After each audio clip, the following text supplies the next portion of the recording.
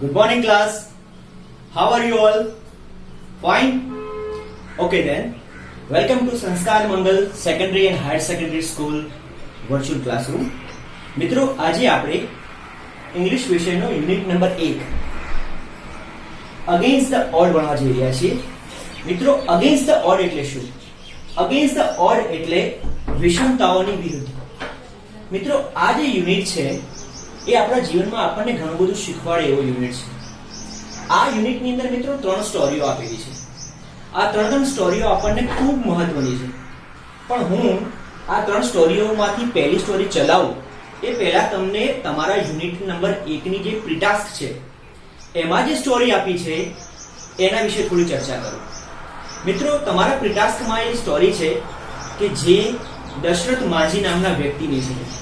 મિત્રો બિહારનો એક વ્યક્તિ કે જેના ઉપર ફિલ્મ બની માઝી ધ માઉન્ટેન મેન. મિત્રો આ એક વ્યક્તિનું ગામ એ બિહારનું એક એવું નાનકડું ગામ હતું કે જેને એક ગામથી બીજા ગામ જવા માટે કોઈ રસ્તો જ નહોતો. પર્વતને ઓળંગીને જવું પડતું. એક દિવસ એવું થયું મિત્રો કે એમની વાઈફને એમને જમવા માટે આપવા માટે એમની વાઈફ આવી અને પર્વત ઉપરથી એમનો પગ લપસ્યો અને પડી ગયા અને તે મૃત્યુ પામ્યા. દશરથ માઝી આ વસ્તુને નેગેટિવલી ના લીધી પણ પોઝિટિવલી વિચાર્યું કે એમની વાઈફ સાથે મિત્રો જે થયું એ ગામના અન્ય લોકો સાથે પણ થઈ શકે ને. તો એમણે શું વિચાર્યું કે હું આ પર્વતને પણ ચીરી નાખીશ અને પર્વતને ચીરીને એક રસ્તો બનાવીશ. મિત્રો એમણે એ મનમાં નક્કી કરેલી વસ્તુ એમને કરી બતાવી. શરૂઆતમાં તો લોકો કહેતા કે દશરથ માઝી ગાંડો થયો છે, એમની વાઈફ મરી ગયા છે એટલે. પણ મિત્રો એમણે આખો પર્વતને કાપી અને સરસ મજાનો રસ્તો બનાવ્યો અને બનાવ્યા પછી બિહાર ગવર્મેન્ટે એમને એમનું નામ રેકમેન્ડ કર્યું હતું પદ્મશ્રી માટે અને એમના પર ફિલ્મ પણ બનેલી. એટલે મિત્રો કોઈ પણ વિષમતાઓથી આપણે ડરીને બેસી જઈએ તો એનું સમાધાન મળતું નથી. તેથી જ મિત્રો આપણે અત્યારે જે વિષમતા ચાલી રહી છે, અત્યારે જે તકલીફ ચાલી રહી છે એથી પણ હારીને આપણે બેસી રહેવાનું નથી. તો મિત્રો આવો આપણે આજે અગેન્સ્ટ ધ ઓડ પાર્ટની પહેલી સ્ટોરી જોઈએ. મિત્રો આ સ્ટોરી વિશે પણ હું થોડી તમને વાત કરું. Tracks to Tajnagar. તાજનગર નામનું એક નાનકડું ગામ જે હરિયાણામાં આવેલું છે. હરિયાણાનું આ નાનકડું ગામ છે મિત્રો કે જે ગામના આગળથી જ રેલવેના પાટા પસાર થઈ રહ્યા છે. એ પાટા રેલવેના એમના ગામ આગળથી પસાર થાય છે પણ ગામને સ્ટેશન આપવામાં આવ્યું નથી. હરિયાણાના આ નાનકડા ગામ તાજનગરના લોકોએ બહુ જ રિક્વેસ્ટ કરી રેલવેમાં, પણ રેલવે વાળાઓએ એમને એક સ્ટેશન બનાવી આપ્યું નહીં. એમની રિક્વેસ્ટનો જવાબ રેલવેમાંથી એવો આવ્યો કે વી હેવ નોટ ફંડ, અમારી પાસે નાણાં નથી. તો આ વિષમતાથી હારીને એ ગામવાળા લોકો બેસી ના રહ્યા. ગામવાળા લોકો ભેગા થયા અને એમને પોતાના રૂપિયા ભેગા કર્યા. દરેક જોડે ફાળો ઉઘરાવ્યો. ગામના લોકોએ 3000 થી લઈને 70-75,000 સુધી ફાળો ભેગો કરી એમ કુલ ટોટલ 21 લાખ રૂપિયા જેટલો ફાળો ભેગો કર્યો મિત્રો. અને એક ભારતનું આ પહેલું એવું એક ગામ હતું કે જેમણે સ્ટેશન પોતાના રૂપિયા બનાવ્યું મિત્રો. તો ચાલો મિત્રો આજે આપણે આ સરસ મજાની પ્રેરણાદાયક story tracks to Tajnagar. Tracks to Tajnagar એટલે તાજનગરના પાટા જોઈએ. Tracks to Tajnagar. For 25 years 25 વર્ષ સુધી the residents of Tajnagar village near Gurgaon ને બાજુમાં આવેલું એક નાનકડું ગામ તાજનગરના લોકો રહેવાસીઓ lobbied for a railway station in their village.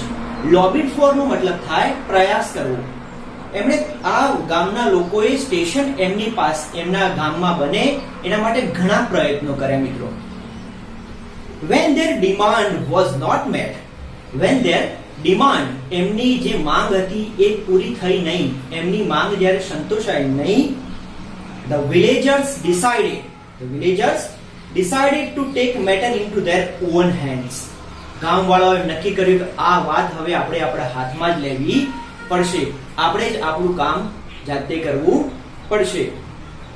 they pulled in 21 lakh rupees. મિત્રો યાદ રાખજો કેટલા? they pulled in 21 lakh rupees and built a railway station in their own. એમને 21 લાખ રૂપિયા 21 લાખ રૂપીસ ભેગા કર્યા એમનું પોતાનું ગામનું પોતાનું રેલવે સ્ટેશન એમને બનાવ્યું મિત્રો. Most of the 3000 people living in the village are farmers. આ યાદ રાખજો. એમના ગામના લગભગ વસ્તી 3000 ની હતી. 3000 ની વસ્તીવાળા ગામમાં લગભગ બધા જ મોટા ભાગની પબ્લિક ફાર્મર હતી. But such was the burning desire to have a station in their village.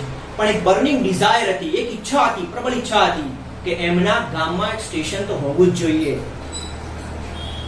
Everybody contributed according to their capacity.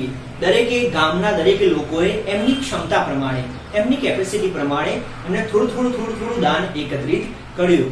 બધું થોડું જેને જે શક્તિ હતી, જેને જે કેપેસિટી એ પ્રમાણે એમને દાન એકત્રિત કર્યું, ફાળો ભેગો કર્યો. Ranging from 3000 rupees to 75000 rupees.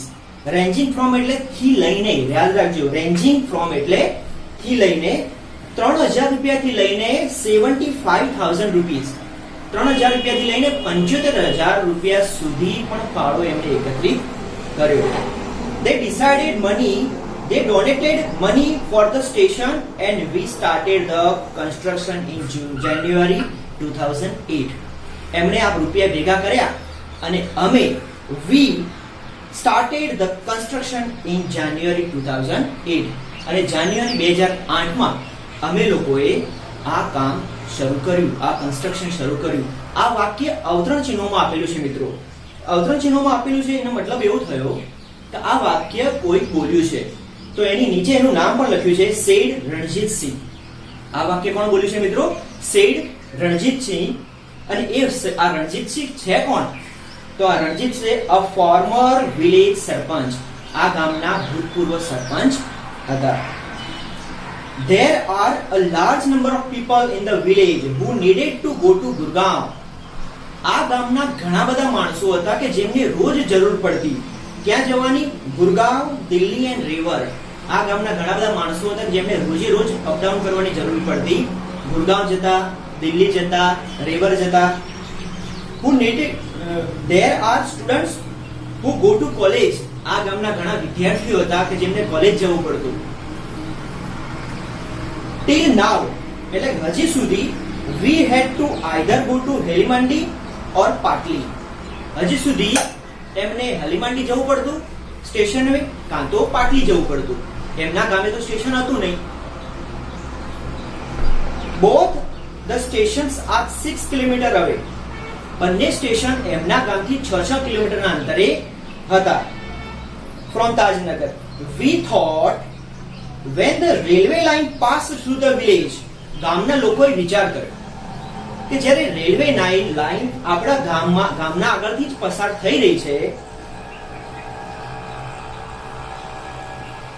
આપણા ગામના આગળથી જ પસાર થઈ રહી છે, તો through the past village we would have a station here. આપણે અહીંયા સ્ટેશન હોવું જ જોઈએ. but that didn't happen. પણ મિત્રો આટલી બધી ઈચ્છા તો હતી પણ આ વસ્તુ થઈ શકી નહીં. એમને ઘણી રિક્વેસ્ટ કરી પણ આ વસ્તુ પોસિબલ થઈ શકી નહીં. તો so we raised, ગામના લોકો શું કહે છે?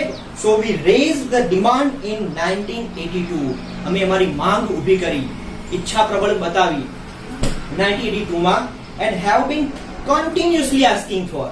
અને રોજ કહેતા રહ્યા, કન્ટિન્યુઅસલી પૂછતા રહ્યા, માંગણી કરતા રહ્યા. But the railway told, પણ મિત્રો અહીંયા ધ્યાન રાખજો કે રેલવે શું કહે છે? રેલવે એમને માંગણી તો કરી, બહુ વર્ષો સુધી માંગણી કરી, પણ રેલવે શું કહે છે? that they did not have fund. Railway શું કહે છે? that they did not have fund. So finally, તો મિત્રો છેલ્લે એમણે નક્કી કર્યું that we decided to craft our destiny. આ વસ્તુ ઉપર, આ શબ્દો ઉપર ખાસ ધ્યાન રાખજો મિત્રો. શું કહે છે ગામવાળા? that we decided to craft our destiny. આપણું ભાગ્ય આપણે જાતે જ ઘડવું પડશે. આ વાક્ય પણ અવતરણ ચિહ્નોમાં આપેલું છે મિત્રો. એનો મતલબ પણ એવો થયો કે આ વાક્ય કોઈ બોલ્યું છે. તો આ વાક્ય કોણ બોલ્યું છે? હુકુમચંદ. શેઠ હુકુમચંદ. અને એ કોણ હતા? A member of the committee. આ હુકુમચંદ હતા a member of the committee. As a result, મિત્રો આટલું બધું સરસ આયોજન એમને જાતે કરવાનું નક્કી કર્યું, તો એનું પરિણામ સ્વરૂપ શું મળ્યું? As a result the panchayat pass a resolution in 2008. એના પરિણામે 2008 ની અંદર એક ઠરાવ પસાર કરવામાં આવ્યો એમના ગામમાં, saying that since the railway was not able to build a station for them, આ રેલવે જ્યાં સુધી આ રેલવે આપણને સ્ટેશન બનાવી શકે એમ નથી, they would do it for themselves. તો એ લોકો જ એમના માટે સ્ટેશન ઊભું કરશે, and with their own money, અને એ પણ પોતાના જ ખર્ચે, પોતાના જ રૂપિયે. soon an 11 member team was formed. અને તાત્કાલિક 11 મેમ્બરની ટીમ મિત્રો તૈયાર કરવામાં આવી, and started collecting money from villagers. અને મિત્રો ગામના લોકો જોડે પૈસા કલેક્ટ કરવાનું ચાલુ કરવામાં આવ્યું. જો મિત્રો, જ્યારે આવી પ્રબળ ઈચ્છા હોય, દરેક માણસના મનમાં જ્યારે પ્રબળ ઈચ્છા ઊભી થાય અને જરૂરિયાત ઊભી થાય છે, ત્યારે કોઈ પણ વસ્તુ અશક્ય હોતી નથી. એ જ આ ટ્રેક ટુ તાજનગર બતાવે છે. ઓન 7 જાન્યુઆરી 2010, મિત્રો તારીખ યાદ રાખજો, 7 જાન્યુઆરી 2010, as a result of their effort, એમના સતત પ્રયત્નોનો એક પરિણામ મળ્યું મિત્રો એમને. ધ ફર્સ્ટ રેલવે સ્ટેશન, યાદ રાખજો મિત્રો, the first railway station in the country, આખા દેશનું પહેલું એવું એ સ્ટેશન હતું, પહેલું એવું station on which the railway did not have to spend a single rupee. Railway A station પાછળ 1 રૂપિયાનો પણ ખર્ચો કર્યો નહોતો. રેલવેના 1 રૂપિયા વગર એ ગામના રૂપિયાથી ગામના લોકોએ સરસ મજાનું સ્ટેશન ઊભું કર્યું, જે અત્યારે સ્ટાર્ટેડ ઓપરેટિંગ, અત્યારે એ કાર્યરત છે. ઓકે મિત્રો, તો ટ્રેક્સ ટુ તાજનગરની સ્ટોરીમાંથી આપણને એ શીખવા મળે છે કે કોઈ પણ વસ્તુ આપણે અશક્ય નથી, કોઈ પણ વસ્તુ આપણે કરી શકીએ છીએ, બધી જ વસ્તુ આપણે થઈ શકે છે જો આપણામાં એ પ્રબળ ઈચ્છા હોય. આવી મિત્રો ભારતમાં અને દેશ વિદેશમાં આવી ઘણી સ્ટોરીઓ છે જે આપણને પ્રેરણા પૂરી પાડે છે. મિત્રો અત્યારના જે સમય ચાલી રહ્યો છે એમાંથી પણ આપણે હારીને બેસી જવાનું નથી, એમાંથી પણ બહાર નીકળવાનો, એમાંથી પણ સારા કંઈક કરી બતાવવાનો આ સમય છે. જ્યારે કોઈ તકલીફ ઊભી થાય છે મિત્રો, ત્યારે એક વસ્તુ યાદ રાખવી કે આ મુસીબત આપણને ઘડે છે, આપણને કમજોર કરતી નથી. આ સ્ટોરીઝ મિત્રો એટલી બધી સારી છે કે જે આપણને પ્રેરણા પૂરી પાડે છે. ઓકે મિત્રો, નેક્સ્ટ લેક્ચરમાં આ જે અગેન્સ્ટ ધ ઓડ યુનિટની જે બીજી સ્ટોરી છે એ આપણે કવર કરીશું. એક છેલ્લી તમને રિક્વેસ્ટ છે મિત્રો, આપણે આ પાર્ટ છે, આ સ્ટોરી છે, એની શોર્ટ નોટ ખૂબ મોસ્ટ આઈએમપી છે, તો આપ આ શોર્ટ નોટ પાકી કરજો. અને બીજું વસ્તુ, સ્ટે સેફ, સ્ટે હોમ.